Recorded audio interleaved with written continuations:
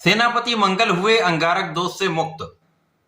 प्रिय दर्शकों, नवग्रहों में सेनापति मंगल जो ऊर्जा के कारक हैं, शक्ति के प्रतीक हैं, सामर्थ्य के कारक हैं, सैन्य क्षमताओं के कारक हैं, खेल जगत के कारक हैं, पराक्रम साहस के कारक मंगल है।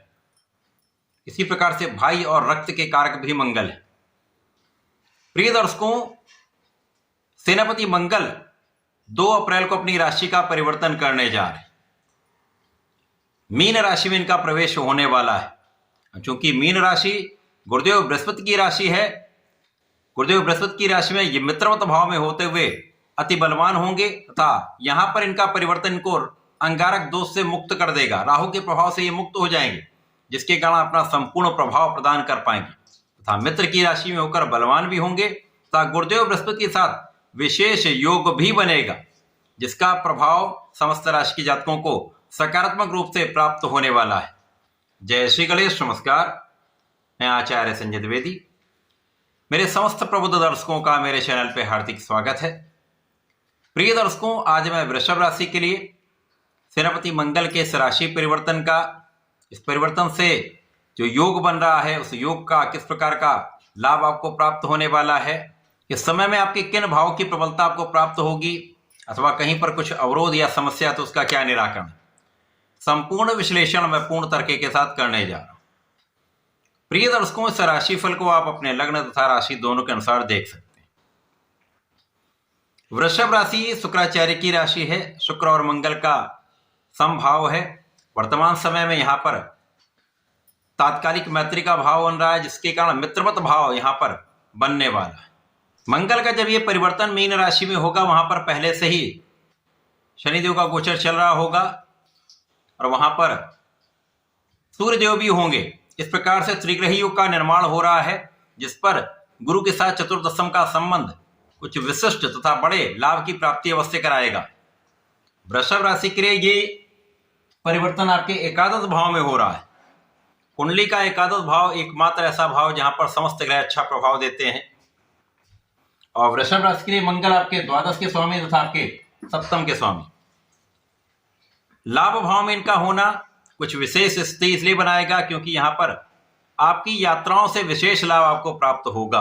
व्यापारियों की, प्रोफेशन में जो लोग हैं, उनकी यात्राएं उनके लिए अत्यंत महत्वपूर्ण भी होंगी, कुछ बड़े लाभ कराने वाली होंगी और यहां पर आय व्यय का संतुलन बन जाएगा। व्यय की तुलना में आपकी आय बढ़ने वाली है, जिसके कारण कोई बड़ी समस्या यहां पर नहीं होने वाली। यहां पर आपके भाग्य का साथ भी आपको प्राप्त होता जाएगा। यहां पर भाग्य की प्रबलता तथा पराक्रम का क्षेत्र विस्तृत होने से आपके कार्य क्षेत्र में आपको सफलता निश्चित रूप से प्राप्त होगी।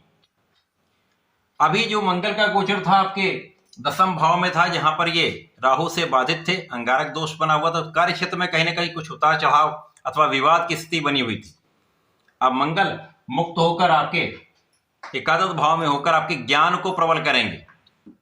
ज्ञान शिक्षा के क्षेत्र आपका बहुत अच्छा रहने वाला है।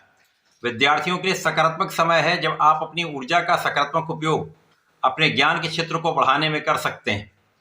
आपका मनोबल भी बहुत अच्छा रहेगा और जहां पर आप परीक्षा में अच्छे अंक लाने वाले हैं, अच्छा परिणाम प्राप्त करने वाले हैं। साथ ही साथ जो जातक नौकरी के लिए प्रयास कर रहे हैं, कंपटीशन की तैयारी कर रहे हैं, उनको सफलता अवश्य मिलेगी क्योंकि इस समय आप केंद्रित होंगे। यहाँ पर आपका मनोबल भी अच्छा होगा। यहाँ पर आप पूर्ण परिश्रम भी करेंगे क्योंकि आप कर्मठ भी होंगे। इस समय आपका किया हुआ प्रयास सही दिशा में होने के कारण आपको सफलता की प्राप्ति कराने वाला है। तो सरकारी क्षेत्र के लिए प्रयासरत हैं, विशेष लाभ मिलेगा। इसी प्रकार से इस समय में नौकरी कर रहे हैं तो वहां पर अच्छे अवसरों की प्राप्ति भी हो सकती है या पद की प्राप्ति हो सकती है, जिससे एक अच्छा धन लाभ आपको प्राप्त होने वाला है। अब मंगल की 3 दृष्टियां हैं। मंगल जब यहां होंगे तो प्रथम दृष्टि का प्रभाव धन भाव पर, दूसरी दृष्टि का प्रभाव आपके पंचम पर, तीसरी का प्रभाव आपके षष्ठम भाव पर होगा। तो निश्चित रूप से यहां पर आपके कार्य क्षेत्र में जो वृद्धि हो रही है उससे अच्छा धन लाभ, नौकरी की प्राप्ति से धन का अवसर प्राप्ति का मिल रहा है। तो धन अच्छी मात्रा में बढ़ने वाला है क्योंकि यहां पर गुरुदेव बृहस्पति गोचर कर रहे हैं और गुरु के साथ मंगल की दृष्टि का प्रभाव है, गुरु मित्रवत भाव में है, तो इस भाव की प्रबलता कई गुना बढ़ जाएगी। तो धन के अच्छे मार्ग बनेंगे, धन की बड़ी मात्रा प्राप्त होगी तथा धन का आप संचय भी कर पाएंगे। यहाँ पर परिवार का पूर्ण सहयोग मिलता है, भाई बहनों का सहयोग मिलेगा, विशेष रूप से पिता का साथ मिलता है। तो पारिवारिक भाव से भी आपको लाभ की प्राप्ति का योग बन रहा है। इस समय में आपकी नेतृत्व की क्षमता बढ़ जाएगी। अब यहां पर आप नियंत्रित रहेंगे, क्योंकि यहां पर आप कर्मठ हैं, आप अपनी ऊर्जा का सही दिशा में उपयोग कर रहे हैं। साथ ही साथ आपकी नेतृत्व की क्षमता आपको सही दिशा में प्रयत्न कराने वाली, जिसका प्रभाव सकारात्मक रूप से आपको आपके क्षेत्र में प्राप्त होगा। व्यापार के लिए ऋण प्राप्ति करना चाह रहे हैं तो निश्चित रूप से अच्छी संस्थाओं से आपको मिल सकता है, लेकिन यहां पर किसी को धन उधार नहीं देने। धन यदि उधार देते हैं तो वहां पर समस्या आएगी। यद्यपि यहां पर कुछ प्रयत्न के पास आपको धन मिल जाएगा, परंतु उसके लिए आपको लगना पड़ेगा। बिना कारण से यहां पर विवाद हो सकता है, बिना कारण से यहां पर आपका धन व्यय हो सकता है। तो इन समस्याओं से बचने के लिए आपको धन उधारी नहीं करनी।